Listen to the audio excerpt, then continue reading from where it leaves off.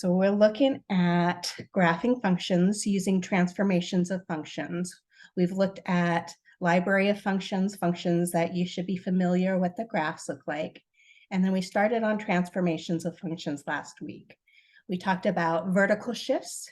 And so if we have the following f of x, and outside of f of x, we add some constant k.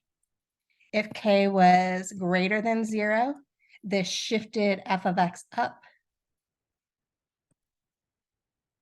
k units.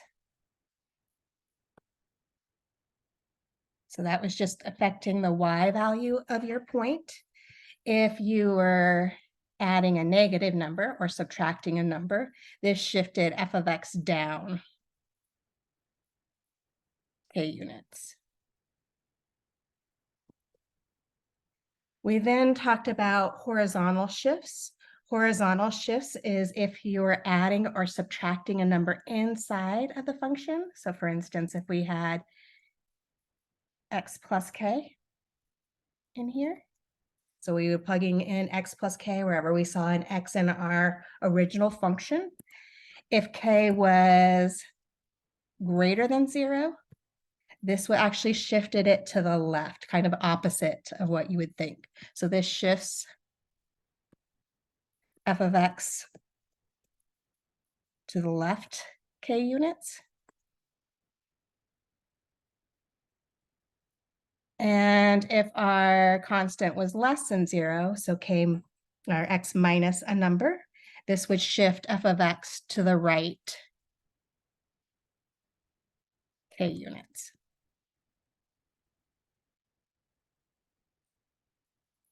Okay, so we've already kind of went over that last week, and we'll see some more examples when we get into some more transformations. But the next transformation of functions is when we're reflecting it either across the x-axis or we're reflecting our graph across the y-axis. So if we're reflecting our graph across the x-axis, we'll just kind of think about it for a second. If you had some point, let's say here, AB, and we were to reflect this across the x-axis, our point would be down here. A would stay the same, but B, our y value, would become negative.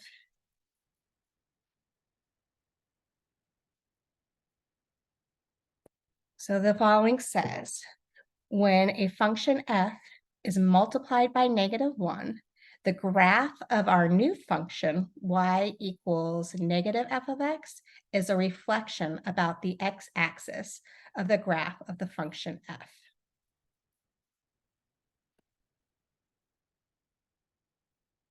So last week we were looking at y equals x squared and doing the transformations of this function. So we had plotted y equals x squared. We know it's a parabola shape. It's facing upwards. The vertex is at 0, 0. This is all terminology we'll look at later on in the next chapter. If you plug in values here, when x is 1, 1 squared is 1. When x is -1, -1 quantity squared is 1. x2, 2 squared is 4. Okay.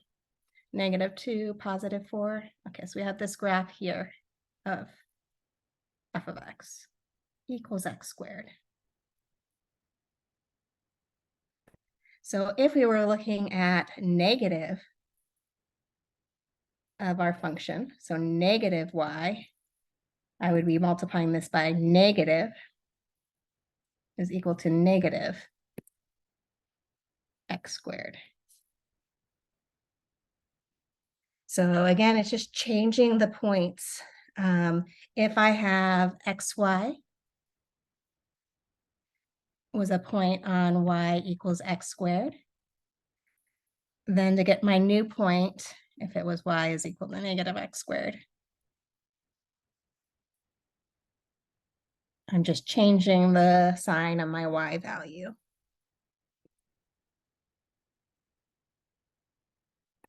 Okay, so if I had the point 0, 0, well, changing y doesn't affect anything, and so my point still remains 0, 0. For my point, which was 1, 1, changing my sign and my y value, I have now 1, negative 1.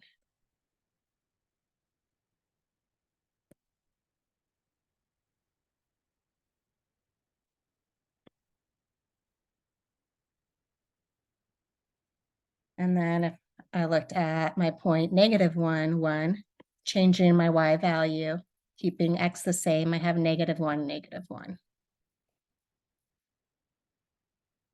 So 2, 4 becomes 2, negative 4. Negative 2, 4 becomes negative 2, negative 4. And so this is just a reflection across the x-axis.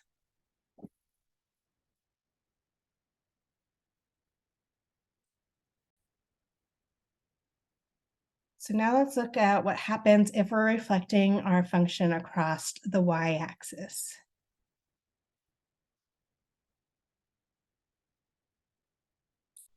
So the following states, when a graph of a function f is known, the graph of the new function y equals f of negative x is a reflection about the y-axis of the graph of our function f. Which again, if we kind of think about a point, again, let's say AB, and we were to reflect this across our y-axis,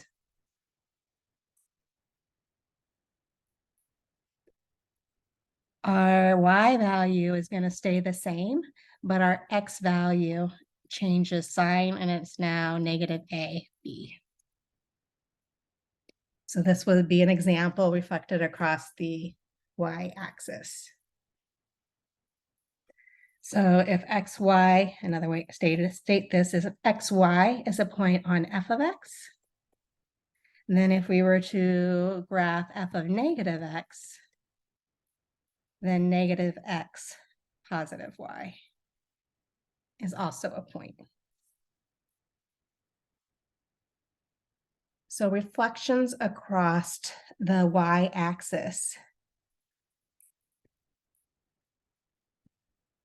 Recall even functions.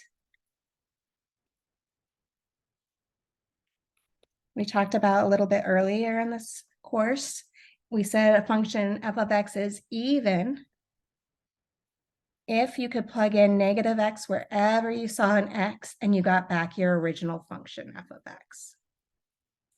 So if you see that our function is symmetrical across the y-axis, it's going to be an even function.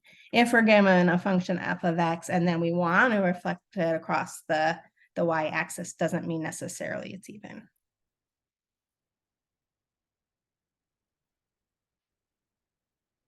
So our example of our x squared is not a good example of doing a reflection across the x-axis because we would have this y-axis because we would have the same graph. So in this case, maybe let's look at a different graph. So let's say f of x was equal to the square root of x. So let's look at what that graph looks like.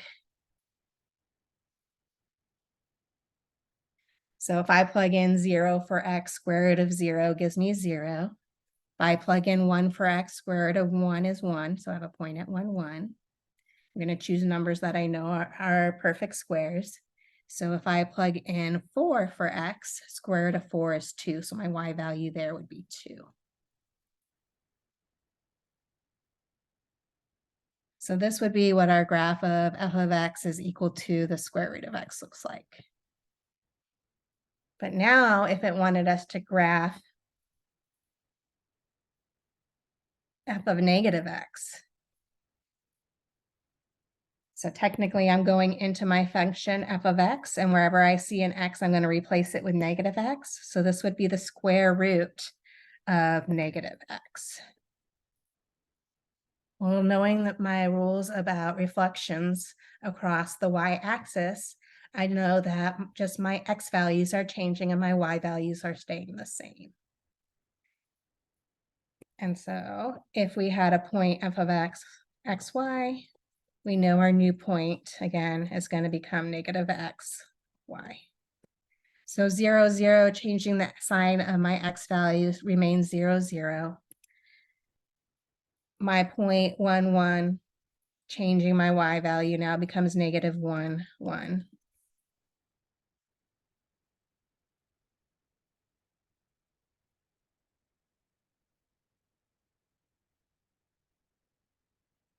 And here we would have negative 4, 2 would also be another point.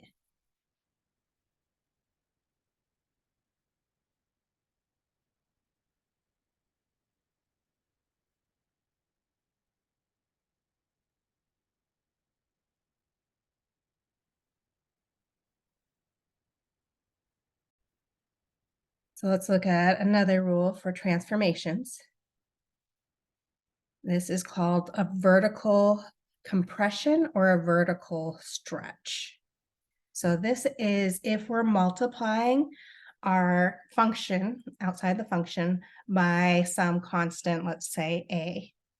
It depends on if our value of a is greater than 1 or if our value of a is between 0 and 1. Depends on what's happening to our graph. So let me just read through what I have in front of us. If a function y equals f of x is multiplied by a positive number a, then the graph of our new function y equals a times f of x is obtained by multiplying each y coordinate of our function f of x by a. We say that if a is between 0 and 1, we have a vertical compression by a factor of a results.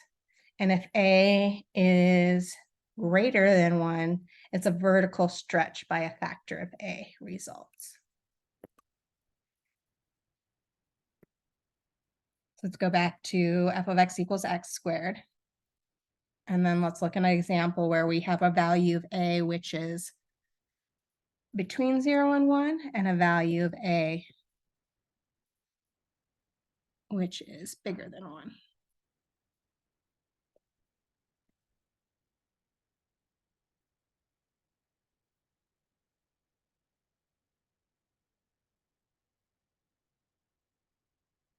Okay, so again, 0, 0, 1, 1, 2, 4, negative 1, 1, negative 2, 4. Those are all points on our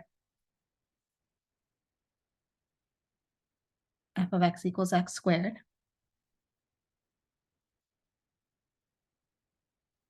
And so if we multiplied, let's say we looked at 2 times f of x. So this is going to equal, well, I'm multiplying my function f of x here by 2, so that would give me 2 times x squared. So I'm affecting my y value. My y value is changing as a multiple of 2. So my point xy for 2 times f of x, x is staying the same, but y is going to be, of our original point, is going to be 2 times y. So 0, 0, multiplying 2 times 0, still 0, 0. So I have a point at 0, 0. But my point 1, 1, x stays the same. It's now becoming 1, but 2 times 1 is 2. So 1, 2 is a new point.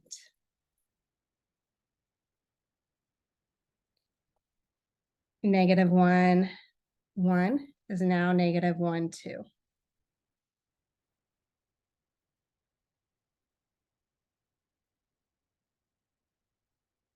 Our point that was 2, 4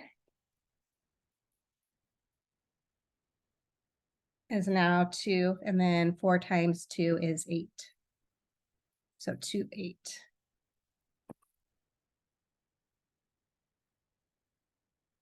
It's going to be way up here.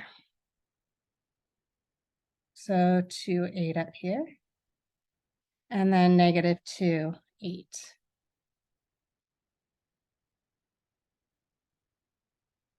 Maybe it's more over here.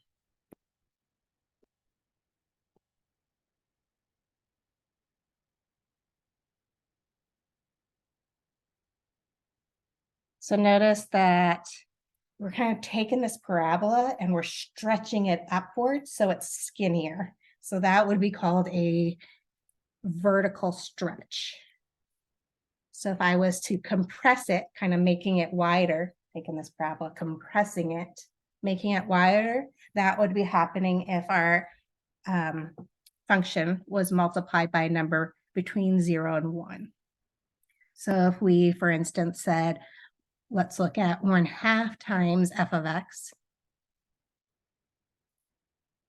This would give us 1/2 x squared. And our points that were on f of x,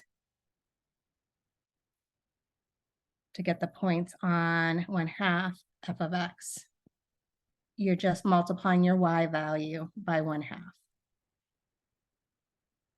So it would be x comma 1/2 y. So our point 0, 0 is the same.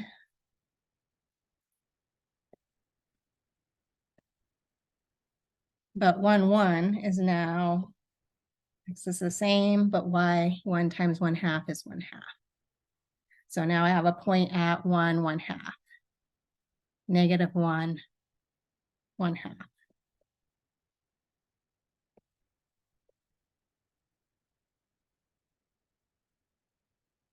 So if I plug in 2, 2, 4, 2 remains the same, but 4 times 1/2 is 2. So I have a point at 2, 2. And negative 2, 4 becomes negative 2, 2.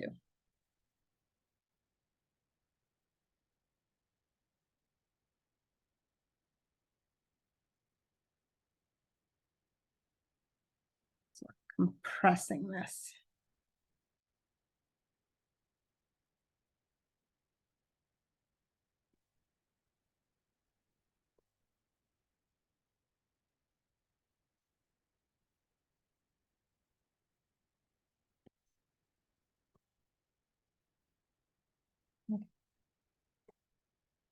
So vertical and horizontal stretches is if we're multiplying our function by a number greater than 0. And it depends, are we between 0 and 1 or are we greater than 1? Depends on if we're going to stretch it or if we're going to compress it. So one more thing to look at, and this is if we're multiplying a constant times something inside of our function, for instance. So this would be a horizontal compression or stretch. So if the argument of our function, y equals f of x, the argument we call is what's inside here. So the x is the argument in this case. If the argument of our function f of x is multiplied by a positive number a, then the graph of our new function, y equals a times f of x, is obtained by multiplying each of the x coordinates of our y graph of f of x by 1 over a. We say if a is greater than 1, it's a horizontal compression by a factor of 1 over a. If a is between 0 and 1, it's a horizontal stretch of a factor of 1 over a.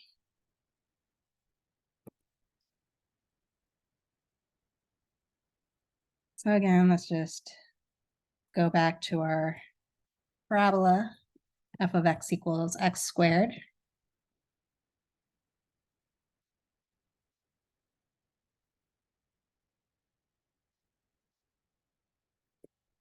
Let's just plot our normal parabola. So again, 0, 0, 1, 1, negative 1, 1, 2, 4, negative 2, 4.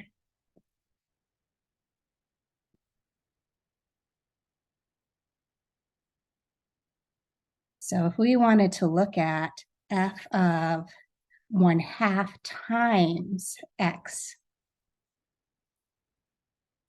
so what this is telling us is if xy was on f of x,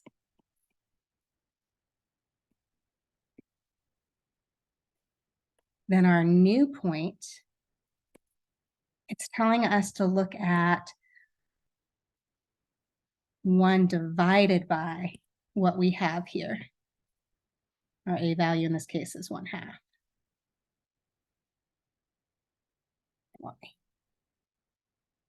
So technically 1 over 1/2, that's the same thing as 2 times x. Y staying the same. So our point 0, 0, again, it's gonna remain 0, 0. But our point here, which was 1, 1, multiplying my x value by 2, I get 2 times 1 is 2. And my x value, or my y value stays the same of 1. So I have a point here at 2, 1.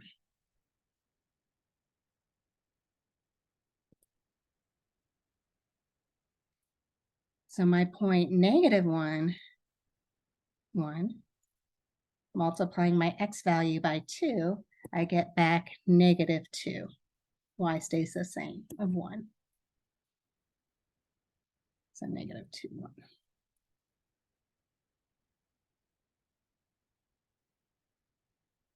Our point that was at 2, 4,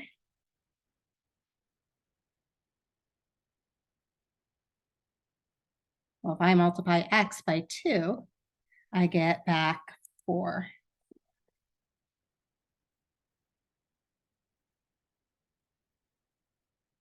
And then negative 4 is now going to become, I'm sorry, 2, 4, negative 2, 4 is now going to become negative 4, 4.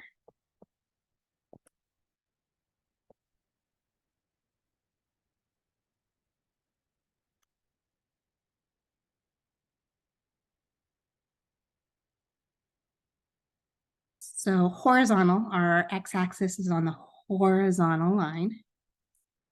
Our a value was bigger than 1, 2 is bigger than 1. So it's a horizontal, I'm pulling it towards the horizontal, that problem, pulling it towards the horizontal axis. So it's a horizontal compression. And then the last one, if we're multiplying our function f of x inside by a number that is between 0 and 1. Oops, sorry. I was backwards. Honestly, I get confused with the vertical, the compression and the stretch. I just know what to do. So that was a stretch. I'm stretching this towards the x-axis. That was this one. Because a was 1/2. So now if I look at a number bigger than 1, so again, let's look at 2. And so if I'm looking at the graph of f of 2 times x,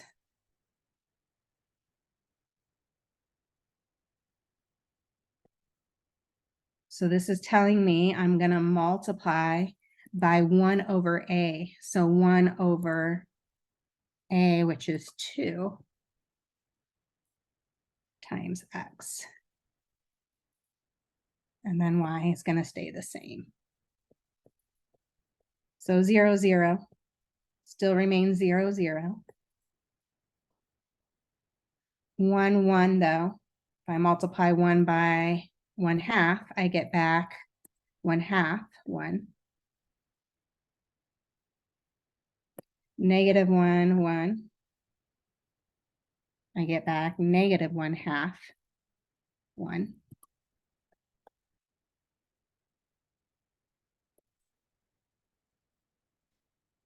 if we looked at 2, 4,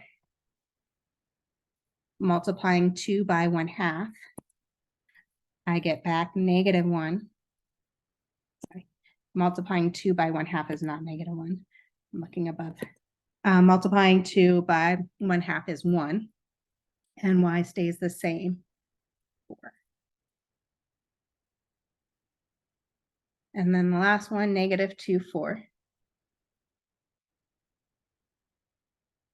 -1, -2 times 1/2 is -1, and y stays the same, 4. So our new point is 1/2, 1, -1/2, 1, 1, 4,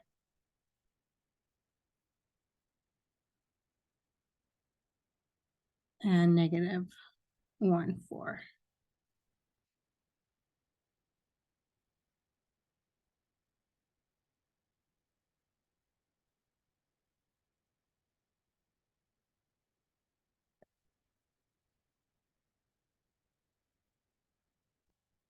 This was f of 2 of x, which is the same thing as 2x quantity squared. And the other one was f of 1/2 x, which is the same thing as saying 1/2 x quantity squared.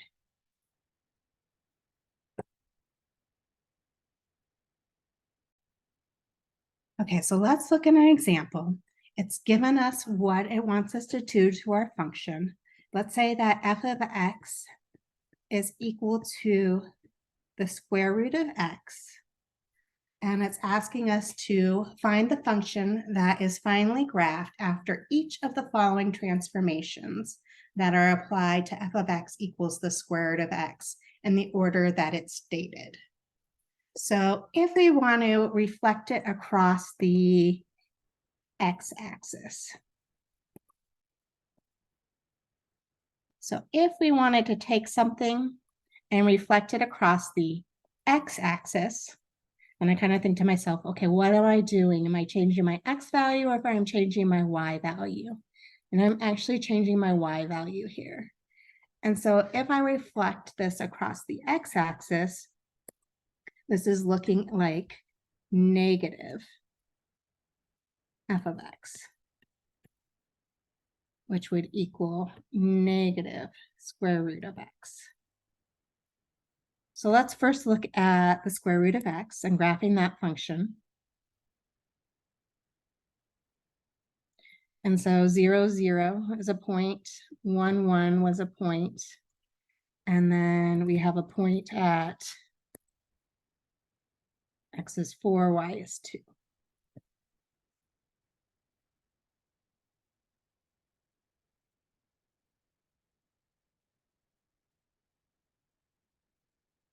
So this is our original f of x equals the square root of x. But now if we wanted to graph negative f of x, a reflection across the x-axis, 0, 0 remains a point. But 1, 1 is now 1, -1. And 4, 2 is now 4, -2.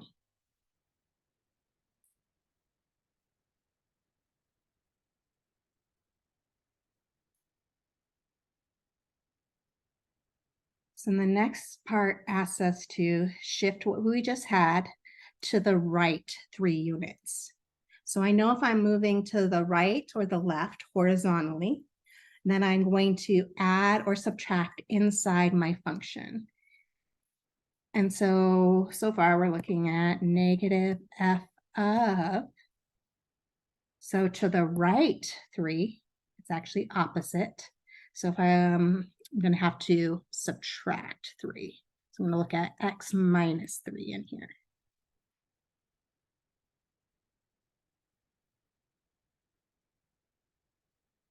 So if we do that, we're going to get negative square root And now we're going to plug in x minus 3. Okay, so this is taking my points of my pink graph, and it's moving each one to the right 3 units. So my point 0, 0, if I move that to the right 3 units, I'm going to have a point at 3, 0. My point here that was at 1, negative 1 to the right 3 units, so 1 plus 3, moving that over, I have a point at 4, negative 1. And then this point right down here, which was 4, negative 2, well, adding 3 to 4, I get 7. So my x value is now 7.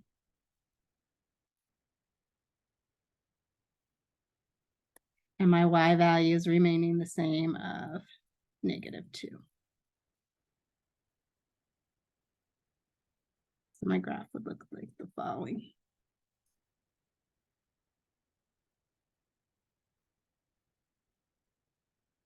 So far we have negative f of x minus 3.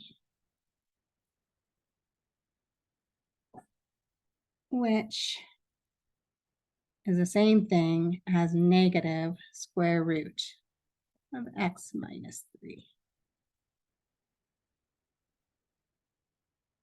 So one more piece, we want to shift this down 2 units. And so that's affecting my y value. That's outside of my function. So from our functions that we have so far, negative f of x minus 3. Then it's going down 2, so we're going to put a minus 2 outside of here.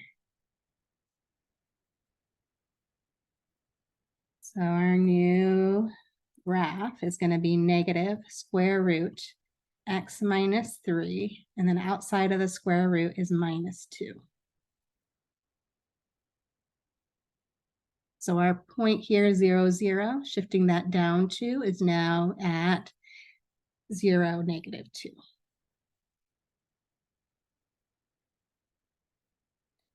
Our point on here, which was 3, 0, I shift that down to, actually, hold on. Yeah. I'm off on this because I shouldn't have done 0, 0. Let me go back. I should have been using the blue graph. That was our last step. So using the blue graph, if I had a point here at negative 3, 0, shifting that down to has now become negative 3, 2.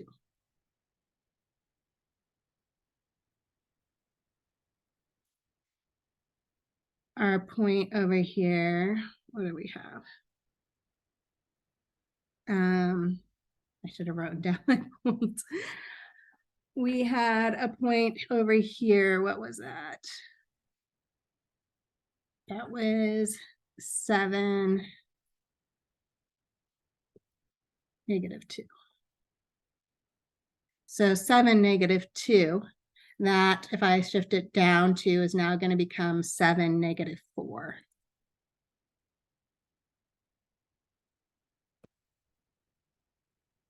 Didn't give myself much room. 7, negative 4.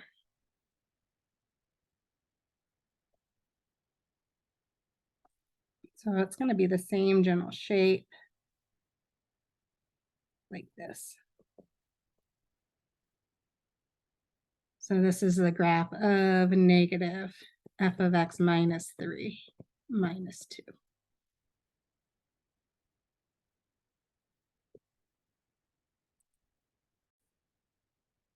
So when we're doing transformations of graphs, order does matter.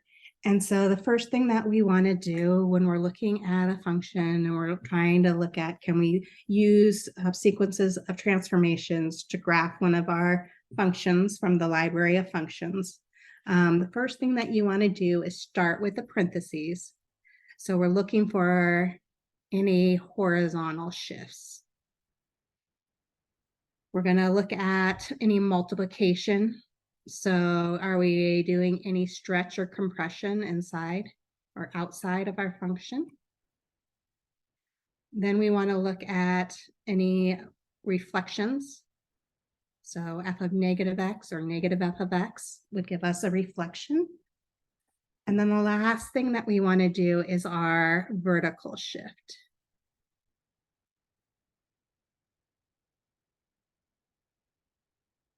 So looking at the following example, we have multiple different transformations. Just pull it up. So the example in front of us says graph each of the functions using techniques of shifting, compressing, stretching, and or reflecting. Be sure to show at least 3 key points. Find the domain and the range of each function. So we're given that we want to graph g of x, which is equal to 2 square root of x minus 2. Underneath the radical is x minus 2. Outside of the radical is a plus 1. So first thing that we looked at is we wanted to deal with things that were inside of our function. We want to first, well, before we even do that, let's think of our parent function. So our parent function here is f of x equals the square root of x. So we're going to be applying transformations on this.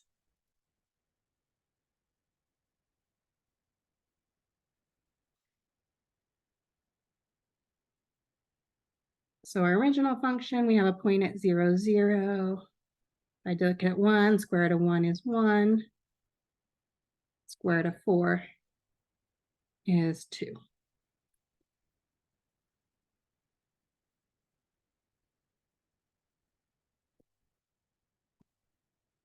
So let's just list our points: 0, 0, 1, 1, 4, 2. And now let's look at the x minus 2. So x minus 2, so this would be saying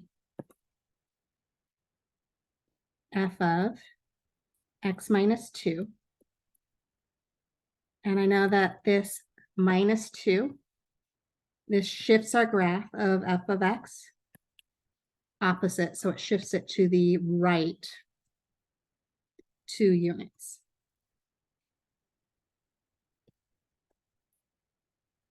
So when you're doing a problem on the exam, if you were doing this, state what you're doing. That way I can give you partial credit if your graph is wrong, but you have some of the right, you know what you were doing in some of the instances. So shifting this to the right 2, our new point here, that's going to affect my x value. My new point is going to be x plus 2. And y is going to stay the same. Okay, so let's look at that first. So our point 0, 0. So if I move that to the right 2, 0 plus 2 is 2. And y stays the same, which is 0. So we have a new point here at 2, 0. Our point 1, 1, if I added 2 to my x value, 1 plus 2 is 3. Y stays the same, which is 1. So I have a point at 3, 1. My point 4, 2, shifting it to the right 2 units, 4 plus 2, so 6.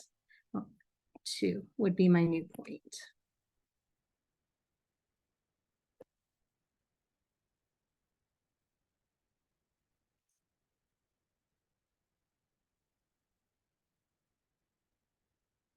So that's just the square root of x minus 2. If we wanted to now look at the next piece of the transformation, it said multiplying, so compressions, vertical compressions, or stretches, horizontal stretches, compressions. So this 2 outside, this is affecting our y value. So wondering if I can move this over so I have more room.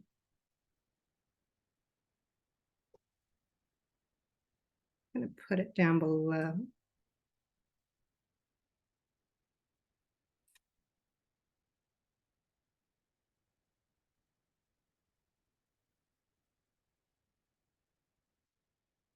So looking at this, and we're going to multiply our y value by 2.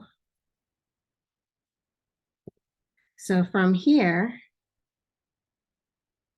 we still have actually from here, I don't know how we want to state this. Basically, we're just multiplying the new y value by 2, so 2 times y. I guess let's keep what we had done before, so this x plus 2 here. And that's from our original.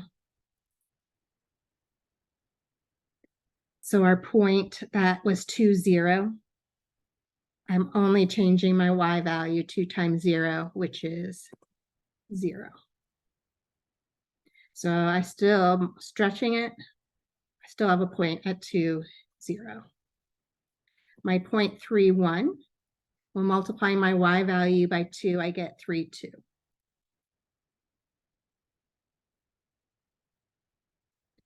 And then my 0.62, multiplying my y value by 2, I get 6, 4.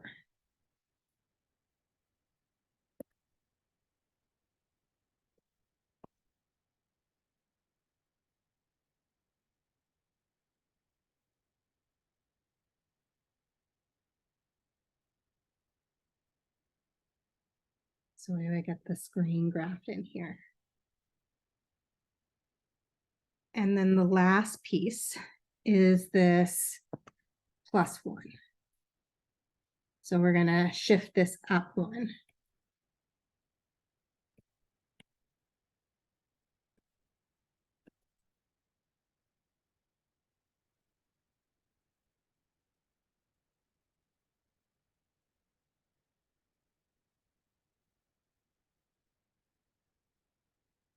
So just writing down what we're doing.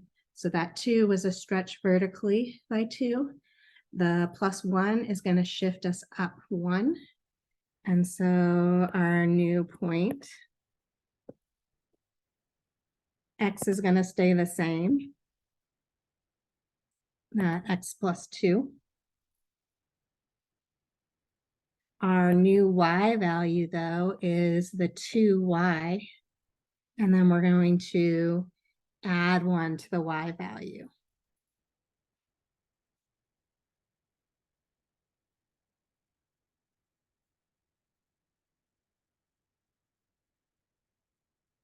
So our point at 2, 0 is now 2, 1.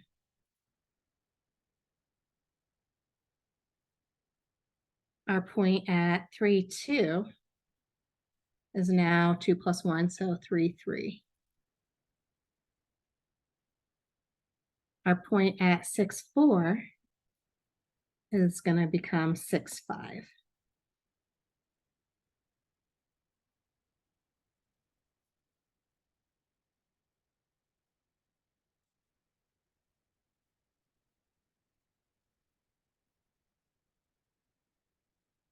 And so we get our new graph of our function, g of x, which were formed by transformation on the original function, f of x equals square root of x. So looking at another example, so something similar I've given before on an exam, first exam in class for this class. So suppose that the function y equals f of x is decreasing on an interval from -2 to 7. Okay, so I think that it's really helpful visually to see what's going on. And so let's just look at some function that is decreasing from -2 to 7. This -2 to 7, these are the x values where it's decreasing. So it's decreasing between x is -2 and including, and x is 7.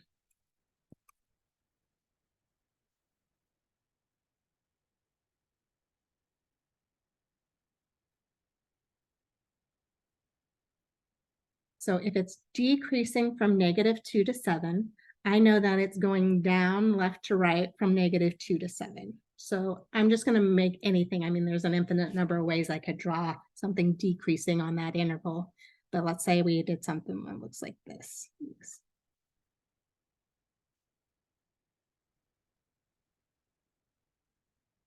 So looking at this, part A states, over the interval, over what interval is the graph of y equals f of x plus 2 decreasing? So let's think about this. This x plus 2, it's inside the parentheses. So our argument has that plus 2 in there. So this is going to shift f of x to the left 2 units. So if I shift everything to left 2 units, well, my -2 where I started before now is going to start at -4. And my 7, if I subtract 2 from 7, it's going to end at 5. So my new interval where it is decreasing is going to be from -4 to 5. So those are the x values in between and including -4 and 5. So what interval is the function y equals f of x minus 5 decreasing? Well, the -5, this shifts f of x to the right 5 units.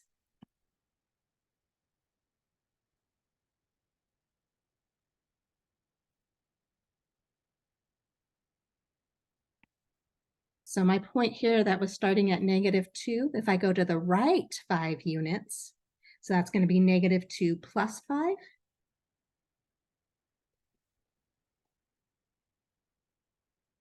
And then it was ending originally at 7, but if I add 5 to my 7, so 7 plus 5, my new interval of decreasing is going to be from 3 to 12.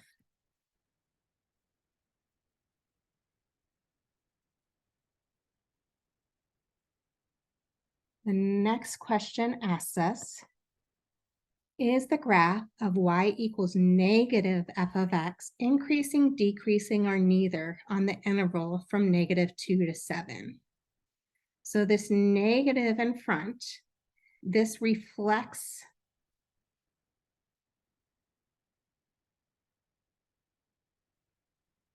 f of x.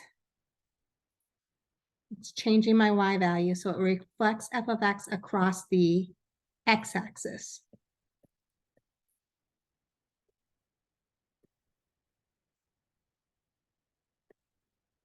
So looking at my point up here that I drew at -2, and x was -2, reflecting that across the x-axis, it would be down here. And then let's just look at the ending point here where I had it was decreasing until -7, or it was decreasing on the interval, it could be more. Reflecting that across the y-axis, x-axis, my y value is changing, is down here. So it looks like that this is a increasing function on that interval instead of decreasing. So it's increasing on that interval from -2 to 7. And then part D, if we're looking at the negative inside here, that's changing my x value. And so this is a reflection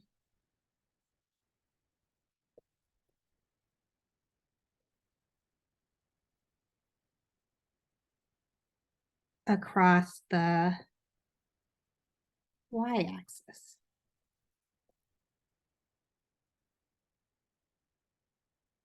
Okay, so looking at this before, my point that here, up here at -2, when x was -2, reflecting it across the y-axis would have been right here. This point down here, if I reflected that across the y-axis, it's now going to come over here at -7.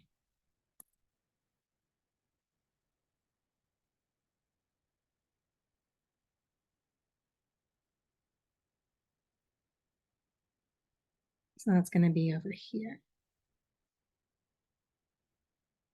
And so it looks like that this is going to be increasing. So is the graph of f of -x increasing, decreasing from -7 to? So notice -7 over to 2, this orange piece. This gives me an increasing function from -7 to 2. So it's increasing here.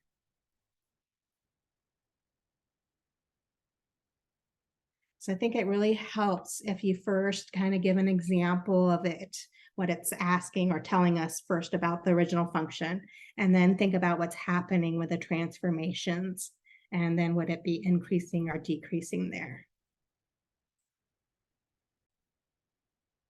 So looking at one more example, which would be a good kind of review. Here it says to complete the square of the given quadratic expression. And so for your exam coming up, you need to know how to complete the square on quadratics. We saw that was a method of solving quadratic equations, along with all the other methods we saw, like factoring, the square root method, and quadratic formula. But anyways, going back to what the example says, complete the square of the given quadratic expression, then graph the function using techniques of shifting. So we want to rewrite this. And remember, in order to complete the square, that coefficient in front of the x squared had to be 1. And if it wasn't 1, we ended up dividing everything through by that number. Instead here, instead of dividing everything through by that number, let's factor that number out of just the x terms. So I want to pull this 3 that's in front of my x squared outside. I can factor out a 3. If I pull out 3 from 3x squared, you're just left with an x squared. And if I pull out a 3 from -24x, I'm left with -8x. I'm going to want to add, let's subtract something too. So basically I'm adding 0 inside this parentheses. I want to add something to make this a perfect square. And then let's end our parentheses, and then we still have this plus 49 outside. So the number that we want to add to make this a perfect square, remember it's the same number that you would add to give you -8. So the same number you add to get -8, we'll divide that number by 2, and that will give you the number. So -8 divided by 2 is -4. Well, -4 plus -4 is -8. So that same number that you add to get -8, you're going to square it. So -4 times -4 is 16. So I want to add 16 here to make this a perfect square. But that would be changing my whole equation. So adding 0, just in a funky way, 16 minus 16, is going to keep this equation equivalent. The thing is this x squared minus 8x plus 16, that's the perfect square. I don't want this -16 inside the parentheses. So I want to move that outside of the parentheses. The thing is that -16 has to be multiplied by this coefficient outside of the parentheses, because that 3 technically is being distributed to every single term in there. So I'm going to rewrite this. F of x is equal to, I have this 3 here, all times my quantity x squared minus 8x plus 16. And now again, I want to move this negative 16 outside of the parentheses, but in order to do that, I have to multiply it by this 3 out front. So 3 times negative 16. And then I still have my plus 49 I need to bring down. So the whole point of that again was to rewrite what was inside the parentheses as a perfect square. So let's go ahead and do that. And so this x squared minus 8x plus 16, that's factorable. That's the same thing as x minus 4 times x minus 4, or x minus 4 quantity squared.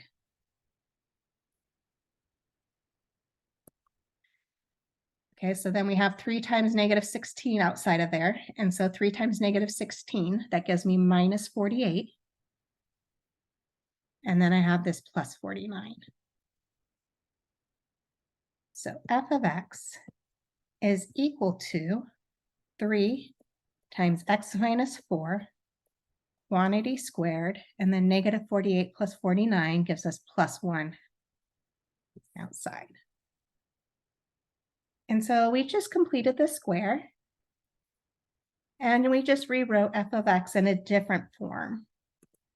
So now we can apply transformations that we just learned to graph this quadratic equation. So remember, we do horizontal shifts first. And so this minus 4 inside this parentheses tells me I'm going to shift y equals x squared to the right 4 units.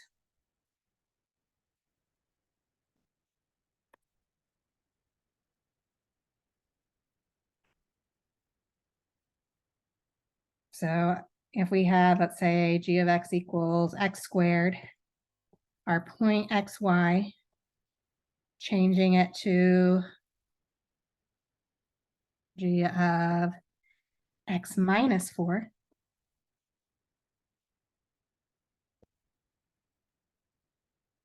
which is just x minus 4 quantity squared. This xy point is now going to become, my x value is going to the right 4, so I'm going to add 4 to my x value, and my y value is going to stay the same, y.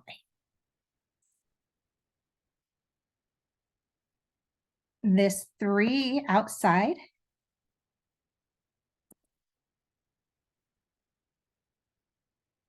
that's like 3 times f of x, or 3 times, in our case, this g of x minus 4, which would give us 3 times x minus 4 quantity squared. So my x value is staying the same from the previous point, x plus 4, but my y value of this is being multiplied by 3.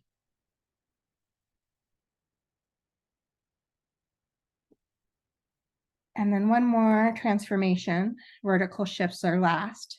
This is going to go up 1.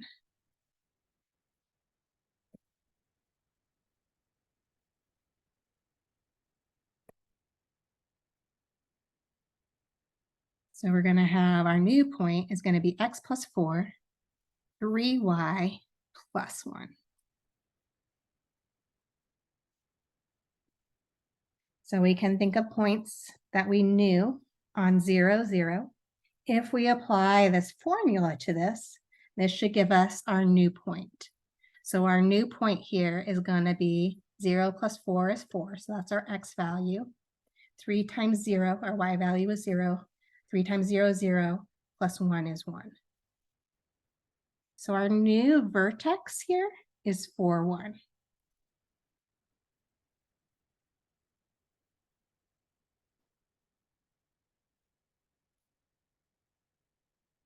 Our point 1, 1, that's on x squared. our new point with all the transformations, well, I have 1 plus 4, so that gives me 5 for my y value.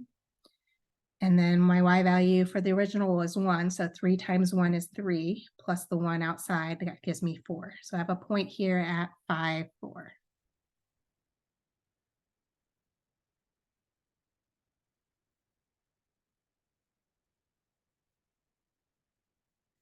Our point that was negative 1, 1. Well, adding 4 to negative 1 gives me 3. And then my y value should be the same. 3 times 1 is 3, plus 1 is 4. So I now have a point at 3, 4.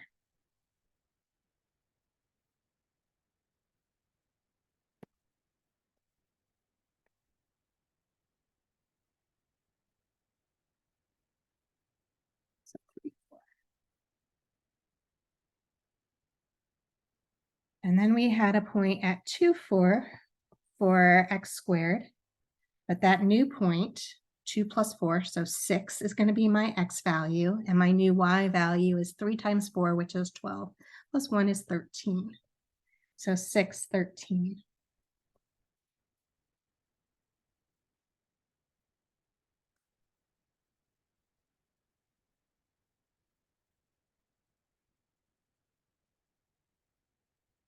Six, 13 is a new point. And then the last one, which was negative 2, 4. If I add 4 to negative 2, well, negative 2 plus 4 is 2. And then plugging in 4 for y, I still get back 13. So I have a point at 2, 13. And so we rewrote our quadratic function using the completing the square. We rewrote it so we could use transformations of functions to graph it. So we're going to see this again in our chapter 4 of our textbook 4.3, looking at quadratic functions, rewriting this quadratic functions in the form ax squared plus bx plus c, and this form, which is actually called the vertex form. But we'll get more into that after you've taken the first exam and when we jump back into some more material.